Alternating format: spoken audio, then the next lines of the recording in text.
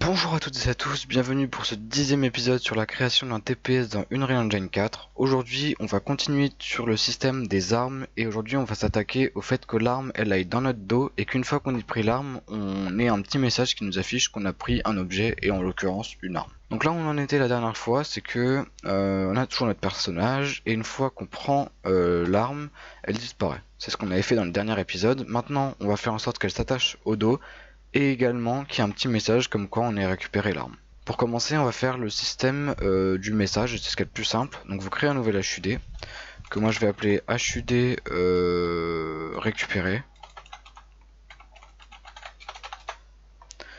Vous double-cliquez. Ici on va juste prendre un texte et on va le mettre tout en bas à 0,0.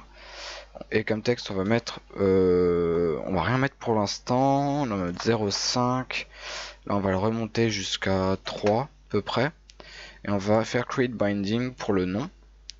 Et ici, tout simplement, on va faire cast to bp character.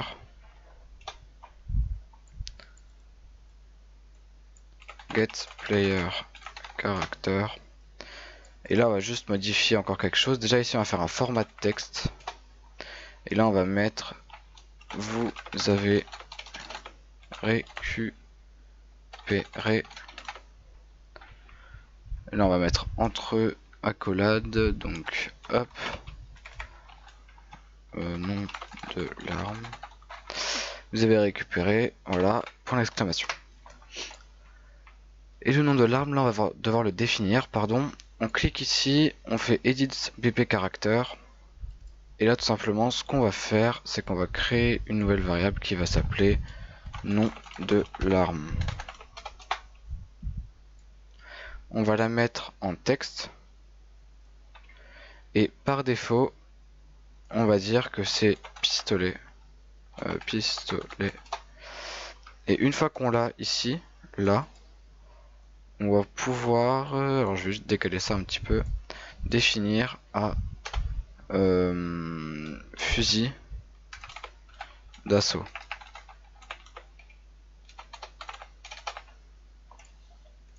Voilà, et ici on va faire simplement get nom de l'arme. On le relie. Et donc ça va être affiché une fois que tout simplement pris l'arme. Donc pour ça, on va ici créer juste une petite animation qu'on va appeler fondu. Ça on va sélectionner pour le texte. D'ailleurs le texte, moi je vais le mettre, je vous montrerai peut-être après comment changer je vous montrerai peut-être après comment changer la police. Mais là actuellement je vais mettre light. Je trouve que ça rend bien. Donc voilà, et après je vous montrerai peut-être dans un autre épisode si ça vous intéresse comment changer la police. Donc là ici on va simplement faire render opacity. À 0 secondes il va être à 0. Jusqu'à 0,5 où il va être à 1. Après il va rester pendant ce temps là. Et après jusqu'à 1,5 il va de nouveau retourner à 0. Ça va donner ça comme animation. C'est un peu court j'avoue, je vais la mettre jusqu'à 2 secondes 5. 2 secondes tout court c'est bien aussi. Hop, comme ça, parfait. On compile, on sauvegarde. Et maintenant dans le BP caractère, on va lui dire dès le début, ici, ouais, on va de nouveau copier-coller ça. Après ça, je vous montrerai comment le ranger un petit peu plus proprement. Donc ici, on va chercher HUD récupérer. On fait promote to variable, HUD récupérer. Et ça, on va add to viewport. Et normalement, ok, là c'est bugué. On va pas l'ajouter au viewport, on va juste en créer une variable. Et ici, on va le prendre. Et là, on va lui faire play animation. L'animation, on va lui dire que c'est fondu. Donc ça, on le prend, on le relie dans in animation. Et ça, ici, on peut même le mettre après, hein, c'est pas un souci. Juste, je prends ça et ça, je le descends un petit peu.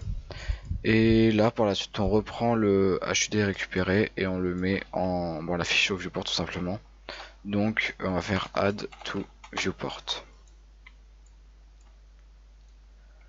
Quand on joue, il n'y a rien. Et quand on prend l'arme, Voilà, ça fonctionne parfaitement. Donc ici moi j'aimerais changer le nom. Enfin j'aimerais changer que la couleur tout simplement. Donc là moi je vais le passer en jaune. Je trouve que ça rend mieux. C'est plus stylé. Et voilà, vous avez récupéré fusil d'assaut. Je vais juste changer quelque chose. C'est que ici je vais mettre double point. C'est plus français on va dire. Voilà. Là c'est bon, on a le fusil d'assaut. Et maintenant il faut juste l'ajouter dans le dos du personnage. Donc pour ça, il va falloir retrouver le personnage que vous avez importé. Donc chez moi il se retrouve dans caractère, mesh. Là on va prendre le squelette du personnage. Et là c'est quelque chose que je crois que je vous ai encore jamais montré, cette interface là. Déjà là la caméra je vais la bouger à 1. C'est assez lent mais bon au moins on est sûr d'avoir compris. Enfin on est sûr de pouvoir bouger comme on veut. Et là ici moi je vais choisir de l'attacher au spin parce qu'il n'y a pas de dos il me semble. Non. Donc spin 1, spin 2, neck. Alors qu'est-ce qu'il y a de plus logique? Ouais, je vais peut-être l'attacher. Non, je vais l'attacher vraiment en spin 2. Hein. Donc au spin 2, ce que je fais, c'est que je vais faire add socket. Le socket, je vais le renommer.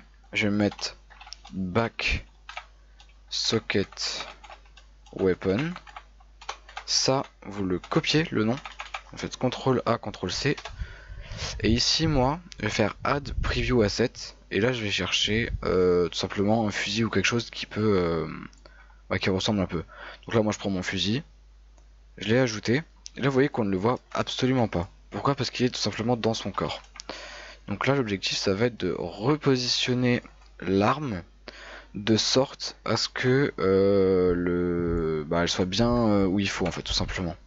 Et en fait, là, on n'est pas du tout en train d'ajouter une arme. Hein. L'arme, là, dans le jeu, elle n'est pas du tout affichée. On est juste en train de bouger un socket pour après, dans l'idée, pouvoir afficher une arme. Moi, j'ai l'impression que c'est pas mal. Si vous voulez, ici vous pouvez prendre une animation, donc use specific animation, vous prenez ça par exemple, voilà, vous vérifiez. Pour moi là ça marche très bien. Donc voilà, je sauvegarde. Et ici, on va rajouter la fonction justement pour ajouter l'arme au socket. Donc pour ça, ici on va faire spawn actor from class, il est juste là. Ici, on va chercher notre blueprint de notre acteur, enfin la sphère, quoi, enfin l'arme. Donc ici, on va chercher BP underscore assault. Mince. Ici, on va rechercher notre arme, donc assault rifle. D'ailleurs, juste la renommer, pardon, parce qu'en fait, je m'étais trompé. Hop, BP underscore. Et s'il faut que je le recherche du coup, parce que chez moi, ça a bugué. Alors, attendez, on va faire ça. Non. BP assault rifle. Et là, dans le spawn transform, on va chercher un make transform. Et la location, ici, on va simplement prendre notre mesh. On va faire get socket transform. Ici, on n'a même pas besoin de faire ça du coup. Pardon, je me suis trompé. On le relie directement ici. Je fais un petit peu d'espace. Hop. Et là, le socket name, on fait CTRL V. Moi, je l'avais déjà copié. Et là, on laisse comme ça. Et normalement, quand on lance, on n'a rien dans le dos. Quand on prend l'arme, on l'a dans le dos. Alors là, vous voyez qu'elle est buggée parce qu'en fait, on a l'arme du sol en fait. Donc nous, on va créer tout simplement juste un dernier petit blueprint qui va s'appeler BP fusil d'assaut. Moi, j'ai appelé BP fusil. Et en fait, là, pour le coup, je vais juste mettre l'arme. Donc là, ici, je vais chercher skeletal mesh. Et en fait, ça marcherait si on n'avait pas fait la fonction pour que ça tourne, hein, pour information. Mais c'est juste que là, étant donné qu'on l'a fait, ça marche pas. Donc voilà, ça c'est bon, on compile. Et ici, on fait ça.